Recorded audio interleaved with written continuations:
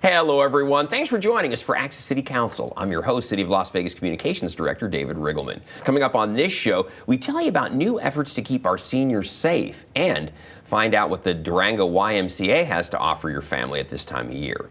Here to talk about these topics and a whole lot more is the brand new Ward 4 City Councilwoman, Frances Allen Polensky. Welcome to the program. It's your very first show. How are you doing? You've been in office all of 2 months now, and how's it going? Oh, so far so good. We're hitting the ground running. You have been, and we're going to talk about that. You've been very, very busy, but it's great to have you on your very first show. Thank you, David. And for those of you out there not exactly sure where Ward 4 is located, well, don't worry. We're going to show you right here on the map. If you live in that area or work in the area appropriately enough with the big 4 on it, then you are, of course, in the city of Las Vegas. And if you're a resident out there, you are now represented on the city council by Frances Allen Polensky, who was elected in November, sworn in on December 7th, and as she said, has hit the ground running. You have been very busy. We're going to show a lot of that in the show here. So, Councilwoman, probably let's begin with your swearing in. That's probably appropriately enough. This happened back again on December 7th. You posted this on Facebook. You said, "Thank you, Ward 4 and the City of Las Vegas. I will give you my best every step of the way." And so far, you have definitely been working hard. So this is the day you were sworn in. And walk us through this a little bit, Councilwoman. You got family members there and everything else. Yeah, that's my husband, who is a 24-year City of Las Vegas firefighter. My daughter, Emma. There's David and Allie.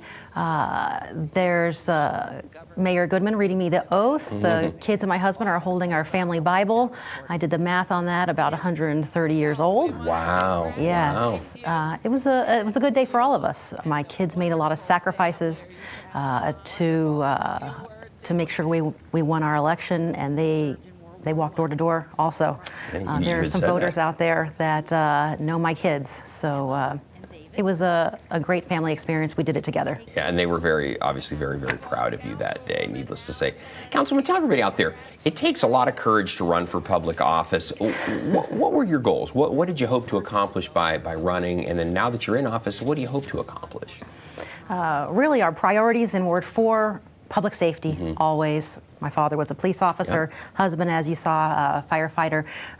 Keeping our streets and neighborhoods safe, top priority. And then our kids, I've got kids. I told the people at Parks and Rec, real involved as a baseball mom. You played softball as a kid too. Every mom and dad in Little League in Northwest Las Vegas has my cell phone number. So let's keep these parks real nice for them. Yes, because otherwise you will hear from them. Yes, everybody will text and call. And of course our seniors, I'm lucky to represent Sun City Summerlin, which entirely encompasses within Ward 4. Exactly. So we always keep our seniors and their safety at top of mind. Well, we're going to have a very special guest later on in the show, Captain David Sims from the Summerlin Area Command. He's going to talk about senior safety and public safety a little bit later on in the show, so please stay with us for that. Councilwoman, I love this too. You really went out of your way right off the bat to meet the staff, and it can be very overwhelming. There are hundreds of staff. There's about 3,000 city employees, about 600 work in City Hall alone. And here you are back on January 25th. You had a meet and greet, tied in with the Lunar New Year. We had great food there, but it was an opportunity for you to get to know the staff and the staff to get to know you. Yeah, we were real happy to host a meet and greet. We were sworn in, as you mentioned, on December 7th, which is real close to Christmas. And I watched all the other elected members of the City Council give gifts to staff. And I sat there with my hands up saying, you don't prepare. Yeah. Something you didn't know coming in. So we hosted this meet and greet kind of in that stead. And we had great turnout, about double when we expected. So it was ramyun themed, and we had to make the bowl smaller to get everyone to participate. It was really good. Yeah. And you want to mention you're wearing a traditional Korean hanbok, correct? Correct. And explain that as well. I'm Korean American by ancestry, and I'm very proud of my Korean culture. So when we discussed about how do we present Ward 4 and what shall we do, I said let's make it let's make it Korean. So it was a wonderful experience. I had multiple Asian members of the city staff come and say, thank you for doing this. Yeah, because it tied in right with the Lunar New Year. It was perfect. Yeah, correct, it's perfect. correct. It was ideal. And it was a lot of fun. And did I mention the food was really good, too? The food was good. It was nice meeting you as well, too, seeing you there. I'm all right, and too. your staff, too. So. And then, Councilwoman, you had your very first State of the City. You attended that January 12th. This is a big deal because the mayor talks about where the city's been. Of course, she talks about where the city is headed. This is Jorge Cervantes, our city manager. He introduced the council, including you. It's your very first one. And out you came. And then, of course, we heard from the mayor, who then laid out, again, our accomplishments over the last year and then kind of the roadmap that she hopes to achieve in the coming months through the rest of 2023. So what were your impressions? I didn't know what to expect my first State of the City. The mayor did a great job, 57 minutes, spoke without any misspeaking at all. She's just a complete cool cucumber, a vet, and talked about each ward specifically. And I love that she isolated in Ward 4 about added focus to CSN, bringing a campus to Northwest Las Vegas. It's focusing on public safety. Yes, particularly focusing on public safety, and I think it's going to be great. I got calls after the State of the City saying, please thank the mayor for mentioning that, because it has stemmed action within NCHI to make it happen. That's great. So you think that speeches don't matter, but speeches can spur movement. Yeah, NCHI, the Nevada System of Higher Education, and obviously they're the group that governs all of our higher education in the state. Correct. So that's a big deal. So, it is. Well, it was great to have you there, and you just seem like an old pro. You and our other new councilwoman, Nancy Bruni, you guys just fit right in like it was like no big deal. So that's a good thing. Yeah. It's a good fit for sure for both of us. And Councilwoman, I love this too. You posted this on Facebook. You said, thank you to everyone who attended and helped make this year's 50th annual Law Enforcement Appreciation Day in Ward 4 possible. What people may not know, Councilwoman, is that Police Memorial Park is in Ward 4. It is. So this is where the ceremony always takes place each year. And we hold this every year. So if you missed this year's, please think about attending next year. It's a great opportunity to have a positive interactions with our law enforcement officials. And it's just the appropriate thing to do, to thank them once a year.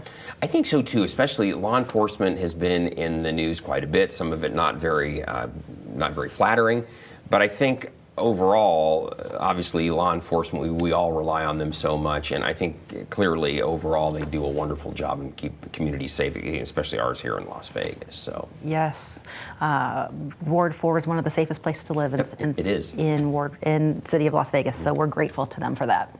And speaking of public safety, you also attended this. We have a new sheriff here in town. There's a new sheriff in town.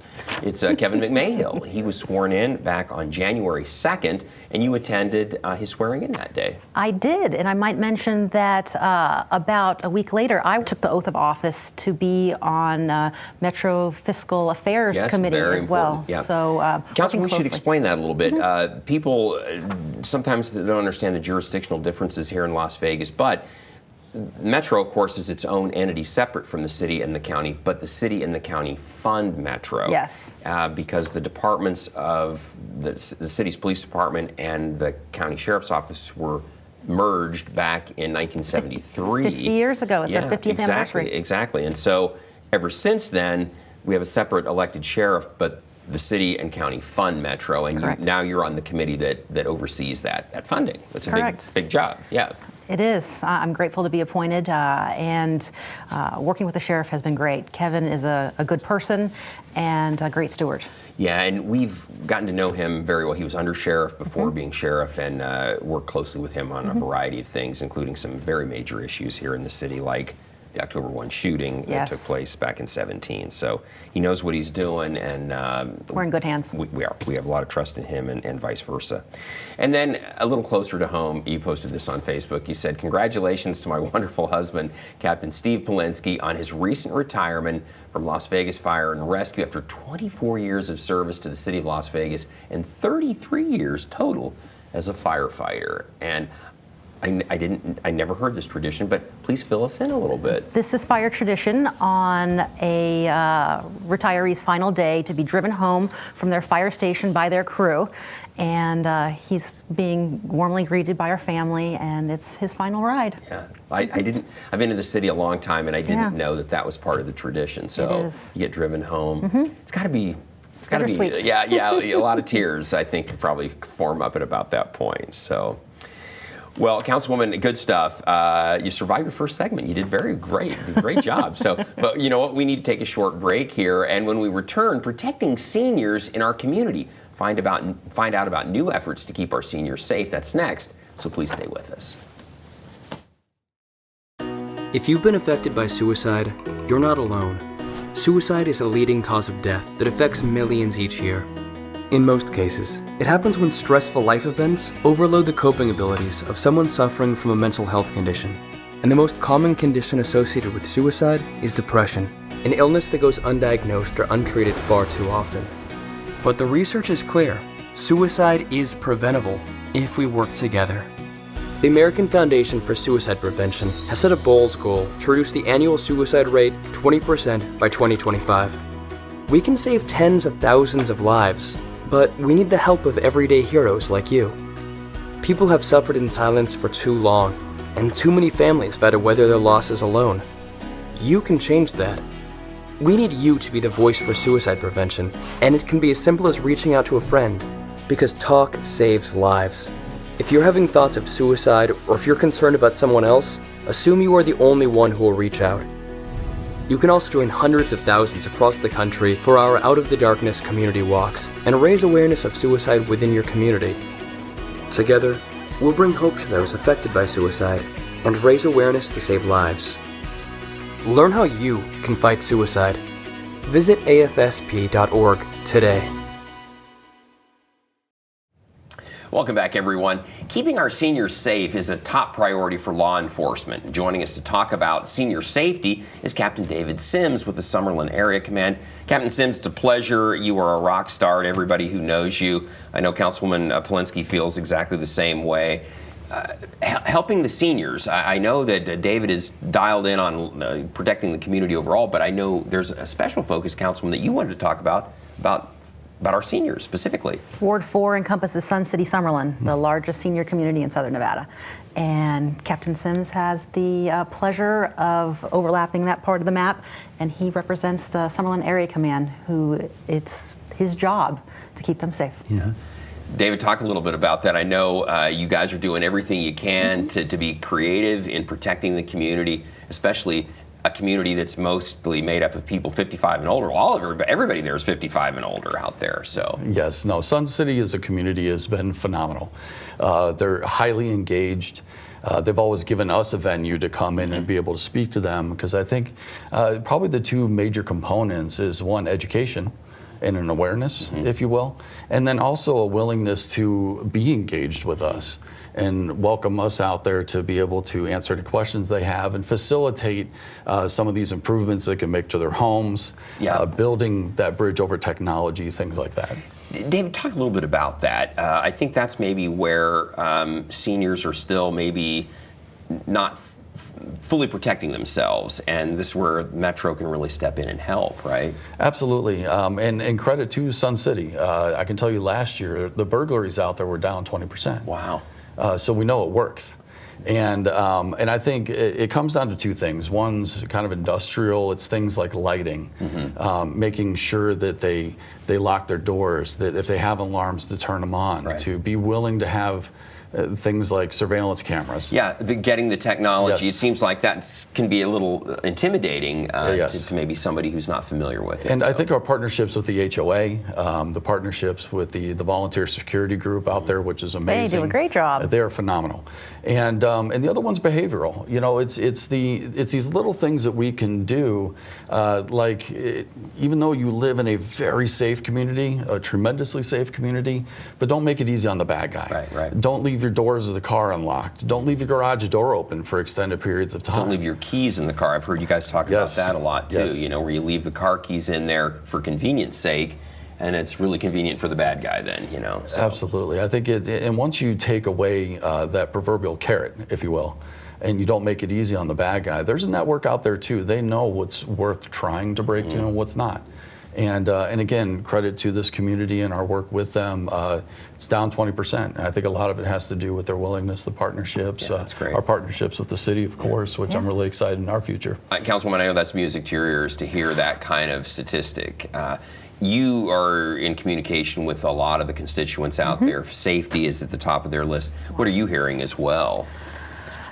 They, without a doubt, want to feel safer, and Captain Sims is a fixture out there. He really is very omnipresent to help any senior. We have crime prevention specialists that come in, right. and anyone, there's a lot of resources there, and of course letting everyone know about the resources is one thing good about your show. One thing that when Captain Sims goes out and talks at the community centers, he really reinforces the fact that we have these folks there. They will come to your home, analyze your home, and help you figure out how it can be safer.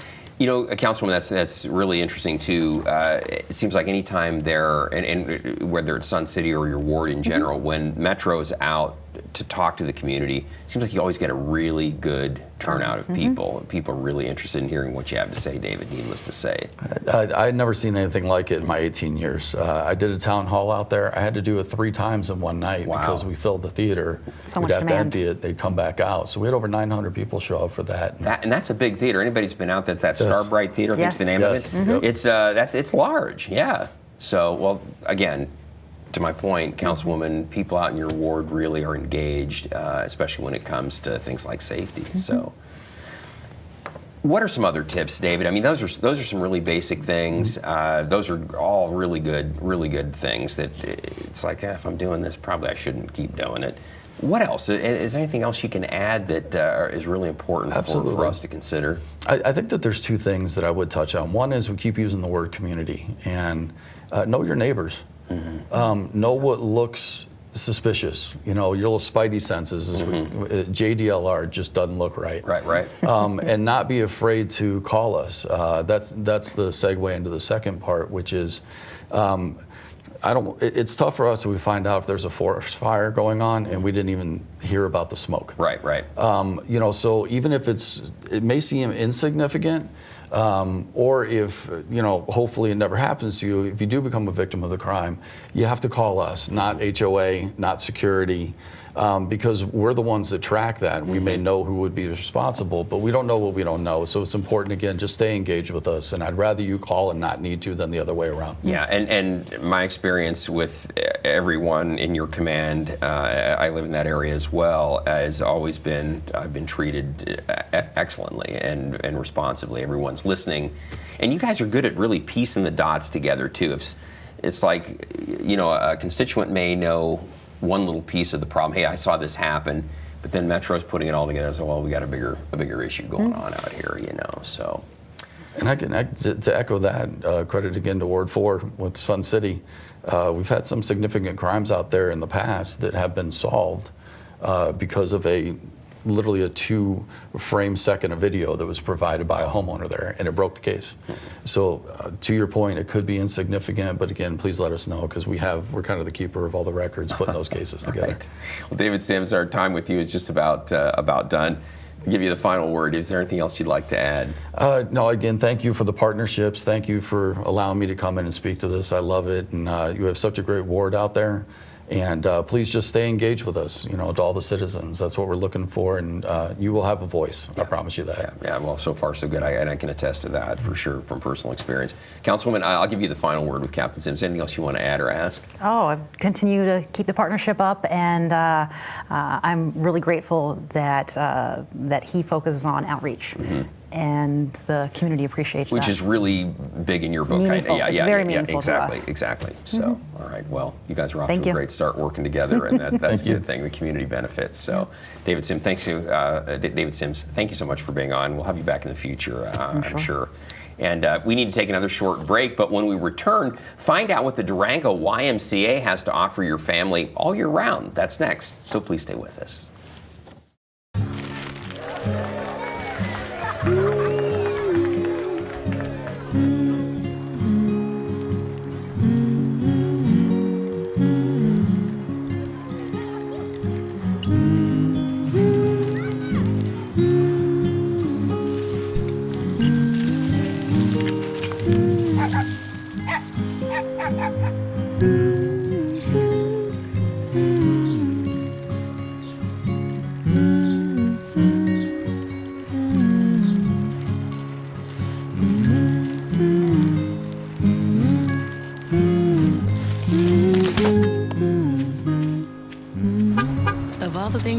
your bike, donating it to Goodwill may be the most incredible of all.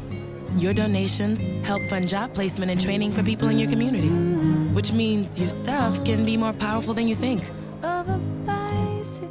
Donate stuff, create jobs. You want a great rideshare experience? Don't ride with us. But if you drive after drinking or consuming cannabis, this is the ride you're going to get. Plan a ride, or we'll pick you up. Paid for by the Nevada Departments of Public Safety and Transportation. Welcome back, everyone. The Durango YMCA offers a wide range of classes and activities for people of all ages.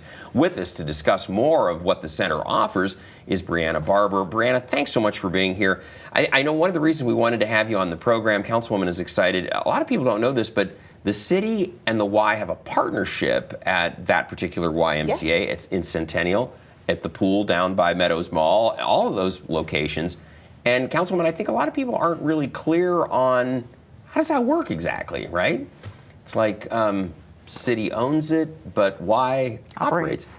And it's been a wonderful marriage all these years. It's been long going, about 20 years, a little longer than that. This public-private partnership has served the area really, really well.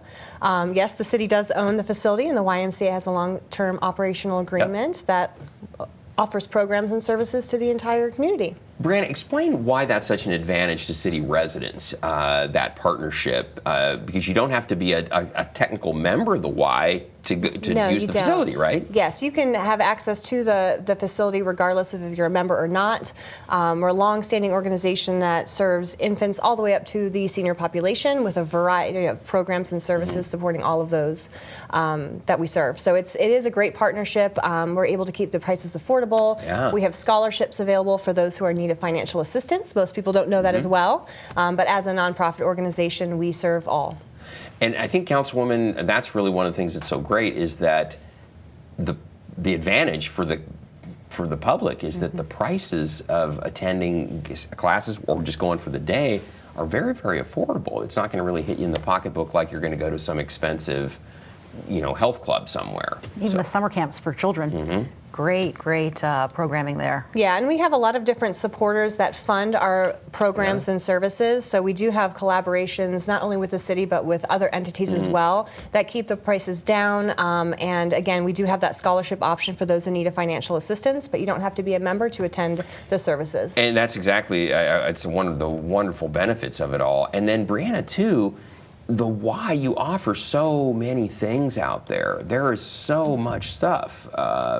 Go into that a little bit. I mean, it really runs the gamut. All of it. Yeah. Seriously. I mean, you've got everything. Well, obviously this time of year, I don't know if people be jumping in the pool, but you've got that great pool facility out there, all the way up to every kind of aerobics class that you can think of. Yes, we do. We have for our young people, we have a state licensed preschool. We do have some classrooms that are fully funded. So if you do need financial support, that is an option for you as well. So state licensed preschool programs for early childhood education.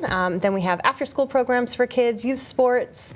We also have wellness classes for the stay-at-home mom, for the working mom, for the senior population. We've got doc talks with different partners with our hospitals and medical providers, bus trips, field trips, summer camp. We've got a pretty wide gamut that we offer. How many people attend on a given month, week? What's the attendance like out there? Daily basis, I would say probably easy 400 to 700 in the off season. Wow. In the summertime, it does spike to 800 to 1,000 visits, that's awesome. It varies by branch and by time of year, but we've got a lot of people coming in the door at this time of year with the New Year's resolutions. Councilwoman, great location too, right there, Cheyenne, Durango. You can't miss it. You can't miss it. Plus the fact it's just so convenient to get to.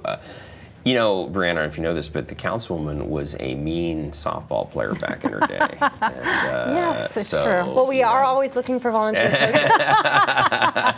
so she knows what she's doing on the field. We're going to have to get her some side work here. Exactly. She could step in and help out. But Brianna, what else? Is there something else about the Y you want to make sure people know about? Sure, absolutely. Yeah. Well, first of all, I'm excited to work with our latest edition for Ward 4, and we've got a lot of upcoming events and opportunities that we're going to be partnering together, so stay tuned for that. We are also launching a program for those children that have unique and special needs. So we're offering a diverse abilities swim lesson course for free to the community at the YMCA's. So that's coming out really soon. We also have a great partnership with Silver Summit Health Plan, who is providing memberships for anybody who is part of their plan to have access to the YMCA. So we're really working towards increasing access to the Y at no cost, so that everybody has the opportunity to take advantage of our programs and services. That's great. And again, everyone, because it's a partnership between the city and the Y, you don't have to be a member of the Y to be able to use the facility, and that's just one of the beauties of it all. So it's a win-win all the way around. I didn't realize you had so many offerings out there. I knew there were a lot, but I mean, that's impressive. It's hard to keep up with sometimes. There's a lot. Exactly. So, well, Councilwoman, great idea to have her on the program so that Brianna can tell everybody about all of this. We're all learning something here today, and that's the idea, right? Absolutely. So, Education. Right. Exactly. Well, Brianna, best of luck at the Y and Durango YMCA. You should probably tell everybody, again, located at the corner of Durango, which is where Rampart turns into Durango there. That's correct. In Cheyenne, and it's there on the west side of the street, and if you are in that area, you got to check it out because it is really beautiful. You know, it still looks brand new too. I don't know how long the facility's been there. It's been a number of years now, but it still looks brand spanking One new. of the benefits of having a public-private partnership, the city does a great job keeping up the facility. And I must have one final plug here. Yeah, go for it. We are hiring for our seasonal aquatics positions and summer camp. Those interviews will start coming up here real soon, and we actually have free certifications for lifeguarding this summer. So for anybody in the Valley who is in need of some training for work, we've got you covered there as well. Yeah, and this is really valuable. There's been a real dearth of lifeguards over the last couple summers since the pandemic started. And so really, if you're interested, young person out there, maybe you've got a kid in school who's going to be off for the summer, as Brianna said, they'll even help with the certification that you need. Certification and the training. Right, exactly. So, all right. Brianna, great to have you on the program. Brianna Barber, we appreciate it. Maybe have you back in the future, too, with an update on what's going on at the Y. That'd be pretty good. So, Councilwoman, we want to tell everybody out there that, hey, you know, we always want to hear from you. So if there's something you'd like to share with Councilwoman Polensky, you can find her on Facebook and Twitter. She's very active. You can also contact her by picking up the phone. We still do that, 702-229-6405. Or send her an email. Her address is fpolensky@lasvegasnevada.gov. And she or one of her great staffers, Adam or Shannon or Brenda, will get right back to you and take care of whatever your questions you might have. So, and you do that. You've got a great staff, so. I do. Well, Councilwoman, great to have you on. This is your inaugural show. Look, you knocked it out of the park. And made it painless. We'll have you back in 6 weeks with another update from Ward 4. And Brianna, best of luck to you over at the YMCA. Doing fabulous work. Appreciate it. Thank you. All right. And everybody out there, don't miss our next show beginning on February 9th with Ward 2 City Councilwoman Victoria Seaman. You can now catch all of our KCLV shows on Apple TV, Roku, and Amazon Fire. Also, watch for our QR code after the show to subscribe to our newsletter. And don't forget, you can watch us live on the internet at kclv.tv. Thanks for watching, everyone. We'll see you next time around.